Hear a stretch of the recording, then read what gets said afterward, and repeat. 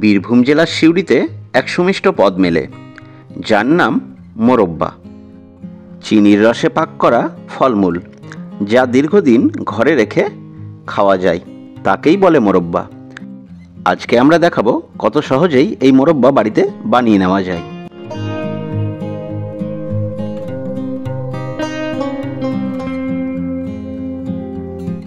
পাকা চাল কুমড়োর টুকরোকে আমরা খুব ভালোভাবে ছিলে পরিষ্কার করে নিয়েছি। এবার একটি কাঁটা চামচের সাহায্যে তাতে আমরা ঘন ঘন করে ফুটো ফুটো করে দেব।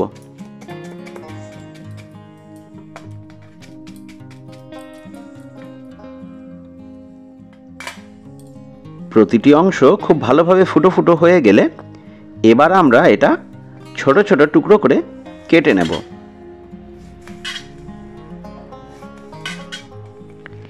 আমাদের চাল কুমড়োটা ছোট ছোট টুকরো করে কাটা হয়ে গিয়েছে। জল ভর্তি চাল কুমড়ার পাত্রে আমরা চুন দিয়ে দেব। চুনটা আমরা খুব ভালোভাবে জলের ভেতরে মিশিয়ে নেব এবং এই চাল কুমড়ার টুকরোগুলো 12 ঘন্টা মতো জলেই ডুবিয়ে রাখব।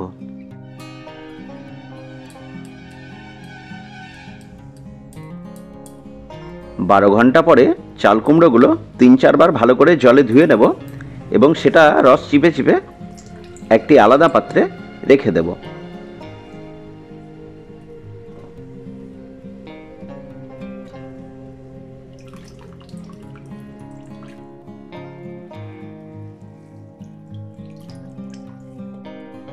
গরম জলে চাল কুমড়োর টুকরোগুলো দিয়ে দেব।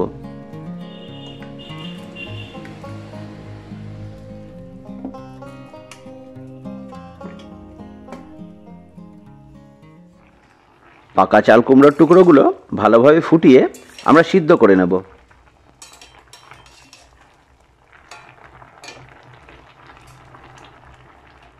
চাল কুমড়োর টুকরোগুলো খুব ভালো মতো সিদ্ধ হয়ে গিয়েছে। এবার এটা আমরা একটা পাত্রে তুলে নেব।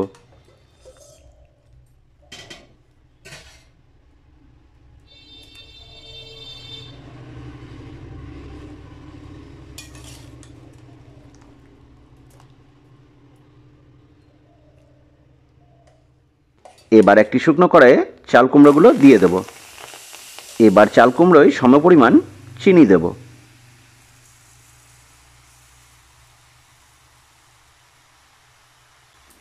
চিনিটা চাল কুমড়োর সাথে খুব ভালোভাবে মাখামাখি করে নেব।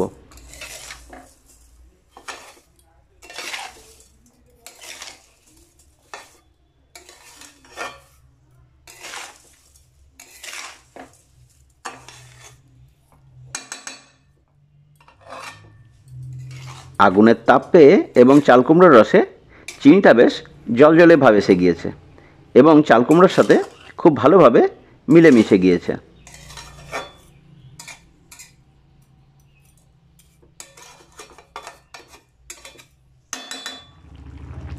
দেখুন চাল কুমড়ো থেকে কতটা জল বেরিয়েছে।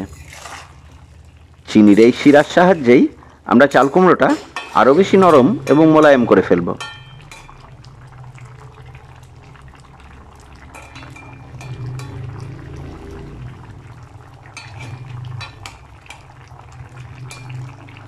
চিনির শিরাটা অনেক অল্প হয়ে এসেছে। এমতো অবস্থায় আমরা এতে একটু বাসন্তী রং দেব। আপনি চাইলে কোনো রং ব্যবহার নাও করতে পারেন। রংটা চাল কুমড়োর সাথে খুব ভালোভাবে মিলিয়ে মিশিয়ে নেব।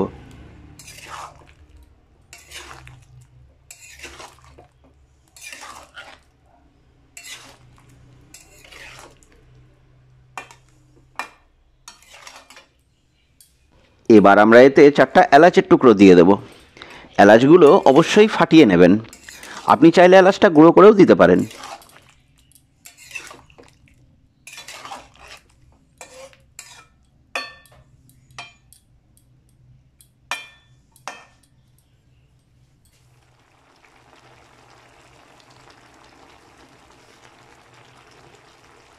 আমরা ধীরে ধীরে নাড়াচাড়া করতে থাকব এবং শিরাটা ধীরে ধীরে শুকিয়ে যেতে দেব। আমাদের পাত্রের শিরাটা যখন একেবারেই প্রায় কমে আসবে, এমতো অবস্থায় আমরা এতে অল্প একটু গোলাপ জল দিয়ে দেব। গোলাপ জলটা সমস্ত অংশে খুব ভালোভাবে মাখামাখি করে নেব।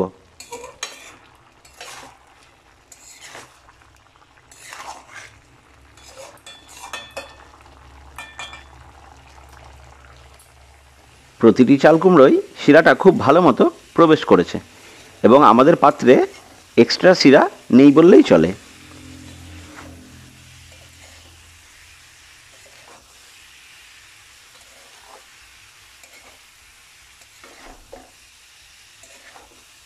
আমাদের মোরব্বাগুলো প্রস্তুত হয়ে গিয়েছে। দেখুন কত সুন্দর ঝকঝকে হয়েছে এবং পাত্রে অতিরিক্ত কোনো রসও নেই।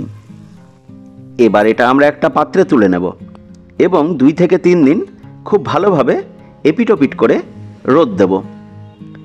2-3 দিন ভালো মতো রোদে রাখলে এই মোরব্বাগুলো দেখতে এইরকম রূপ ধারণ করবে এবং এটা দীর্ঘদিন বাড়িতে রেখে খুব সুন্দরভাবে আপনি উপভোগ করতে পারবেন। আপনারাও বাড়িতে এই সুস্বাদু মোরব্বাটি খুব সহজেই বানিয়ে নিতে পারেন। আমাদের ভিডিওগুলো কেমন লাগছে অবশ্যই মন্তব্য করে জানাবেন। আর আমাদের চ্যানেলে যদি নতুন হন তাহলে অবশ্যই আমাদের চ্যানেলটি সাবস্ক্রাইব করে নেবেন, তাহলে নিত্য নতুন ভিডিওগুলো খুব সহজেই পেয়ে যাবেন। সুস্থ থাকবেন, ভালো থাকবেন এ কামনাই করি। অসংখ্য ধন্যবাদ আপনাদের সকলকে।